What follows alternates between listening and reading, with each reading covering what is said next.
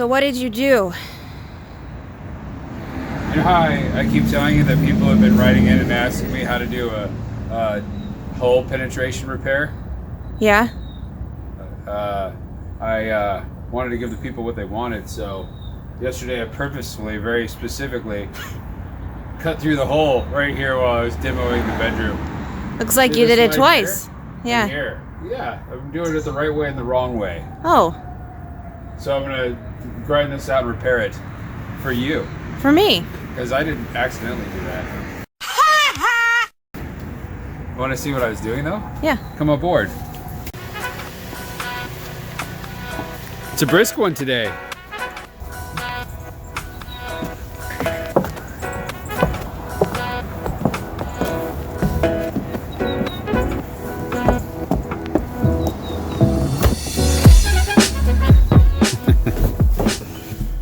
Go ahead, go down. I got a bad feeling about this. Oh, the delicate lady got dirt on her hand. Oh, I gotta go to work,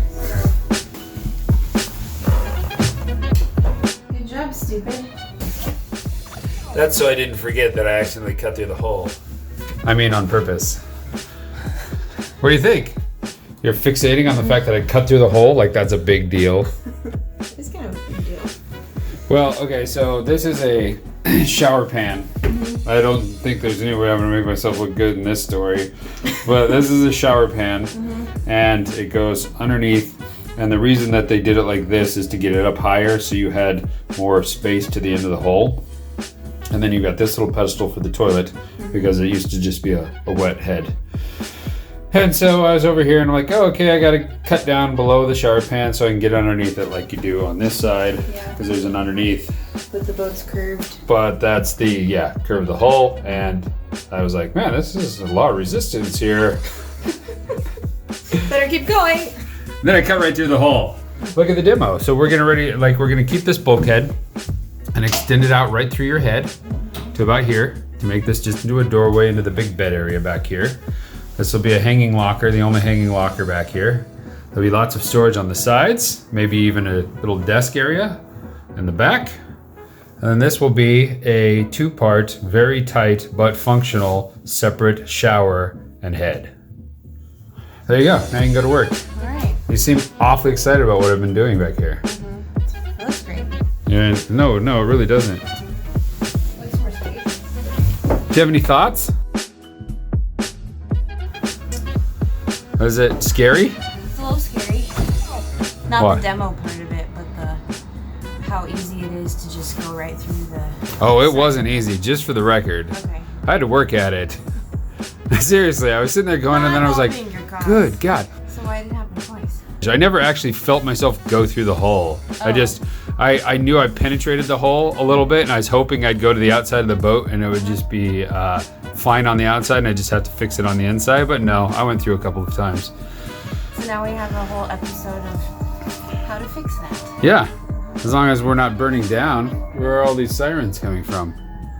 Anyway, you better get to work, and so should I.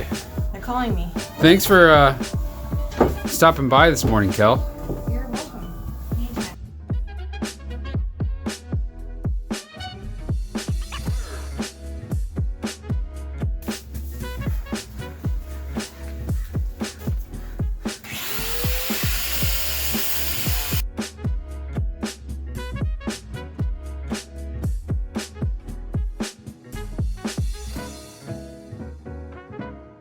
Okay, we've obviously made this look a heck of a lot more ugly, but as you can see, I did a good job of getting through that. It wasn't just those two little spots.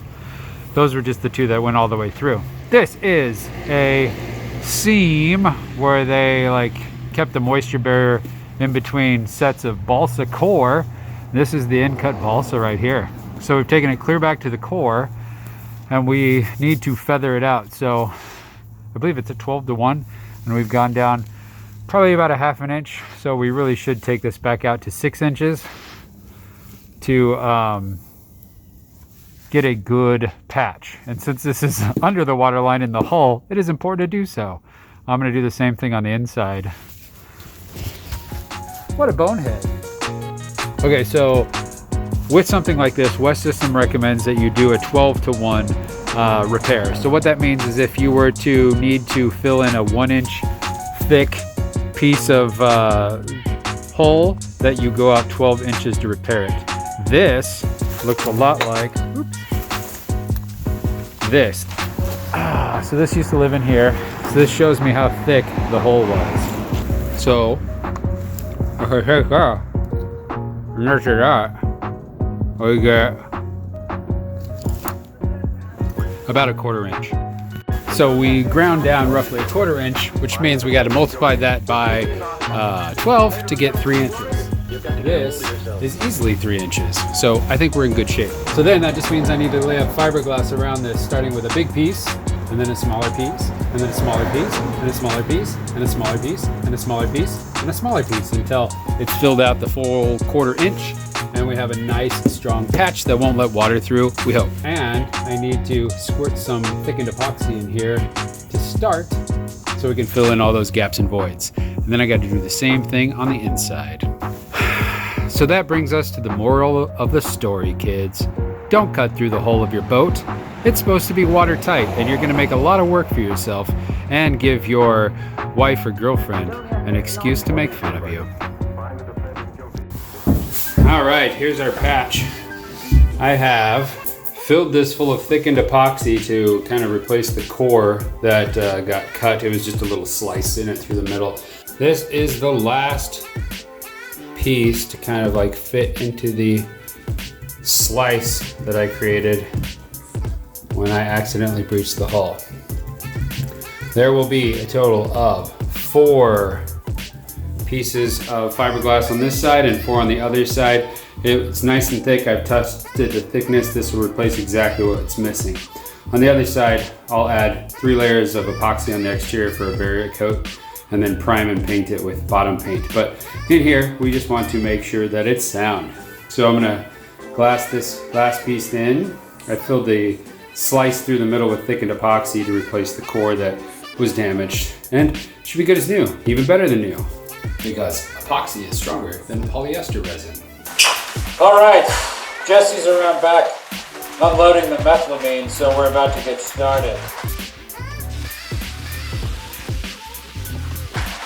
Making methamphetamine. Just kidding, I'm not making that. I don't know how. But I do have my beefy new sander in turbo mode. So we're going to take care of the mess that is the perimeter of this space. This guy is hooked us up to this hose. I've literally not even tried this yet, so let's see if it actually does it. Oh, it does. Sweet. Alright. So, a little time lapse while I do some sanding.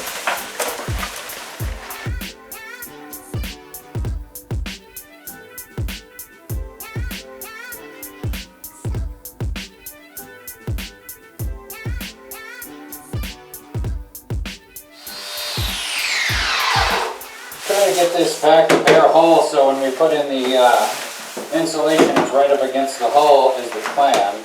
I may not take it all the way down, but I definitely want to remove any rough paint or anything that will come off easily. Thought it'd be fun to do a side-by-side comparison. I'm going to take out my phone, if I can find it, and sand with this guy for 1 minute, and then I'm going to grab my grinder and sand for 1 minute. And let's see how they perform against each other in sheer material removal. Okay, Google, set 1 minute timer.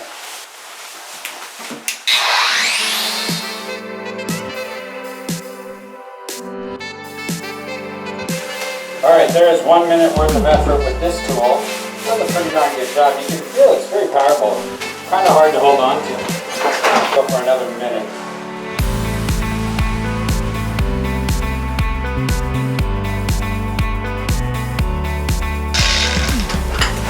Well, obviously, there's really no comparison. Enough to the point where I'm pretty darn disappointed in this thing's performance. And the angle grinder is actually easier to hold on to than this thing. I've got my DeWalt random orbital sander that I love. This thing seems a bit unwieldy, and my angle grinder takes off a lot more material. think this guy might be going back. Obviously for dust collection, this is way, way better. Even with the hose off, it was still leaving hardly any. And right now there's a big snowy mess on the ground from the angle grinder. But yeah, I'm gonna spend the fraction of the time it takes to use this guy over this other one. This one even has an old piece of sandpaper on it, and this one was fresh and new. So I do have a shroud that I can connect to this that will hopefully help with the dust collection, but it's also why I'm wearing this suit, and I can always vacuum it up later. Anyway, angle grinder wins, hands down. Okay, so obviously building out the interior of the boat is going to require a lot of plywood. And it's something I've been doing a whole lot of research on, because there's like the benefit of really, really good plywood, but it's very, very expensive. And where do you kind of let it all balance out to where it makes the most sense? Here in our market in Portland, there is marine grade plywood, which is basically, plywood is a bunch of pieces of wood glued together. And the glue and the plies are the two components that we look at when we think about marine grade plywood. Marine grade means that the plies themselves don't have a whole lot of holes in it, no voids is what they call it. So if you took a normal piece of plywood from Home Depot and peeled the plies away, you'd find gaps and holes and things in the construction of the plywood, which would leave big voids inside the interior of the plywood. Marine grade allows for very few of those, especially the high quality marine grade plywood. In addition to that, the glue used to laminate all those boards together to make the sheet of plywood is an exterior grade waterproof glue. So that's what makes something marine grade plywood. But there's other kinds of plywood that are at least as, almost as good as marine grade. Some of them are as good as marine grade, and that would be just exterior grade plywood. That uses the glue that we want, so you can check that box off. It's waterproof glue, but they may have more voids in it. I'm here today to pick up the wood that we are going to use for the interior of the boat. We are at Mr. Plywood. Mr. Plywood has tons and tons of, guess what? Plywood. So with all these choices, I ultimately decided to go with a product called MDO, which is medium density overlay. Basically, it's the stuff that companies use to make signs for exterior display. Things like billboards and stuff like that. It is extremely smooth because they adhere paper to both sides of the product. Plus, a lot of the times you can find it primed with Sage US Step. So I need 1/2 inch for non-load bearing projects and 3/4 inch for stuff that we'll put like in the floor that we're going to be walking on, or if it's got to be a structural bulkhead. This stuff is obviously exterior grade. It's got the glue we're looking for. Plus it's perfectly smooth and really easy to work with. I've used it before. Much, much less expensive than marine grade plywood. And in my opinion, I like how it's primed and ready to be painted. So it might even be a better option for the interior of a boat.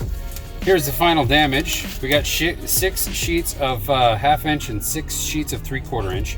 We got the shop grade, which means they can have beat up marks on them. There's graded, which is almost perfect. And then there's shop grade, which, you'll have a corner scuff and things like that. But in the boat, none of these pieces are going to be used whole. They wouldn't even fit in the boat if I tried to put them in and use them whole. So we'll be able to cut off any imperfections. If there is a piece that we're going to need to use, I can always fill it with thickened epoxy and sand it out too. So there's that option. 6 sheets of 1/2 inch shop grade MDO at $46.99 a sheet. Came out to $291 or $281.94. 6 sheets of 3/4 inch was $59.99 a sheet, so $359.94. So a total of $641.88 for 12 sheets of plywood that are going to be used on the interior of the boat. I know for a fact that is quite a bargain when it comes to exterior grade plywood. So I've used this before. I like it. Hopefully everything goes well.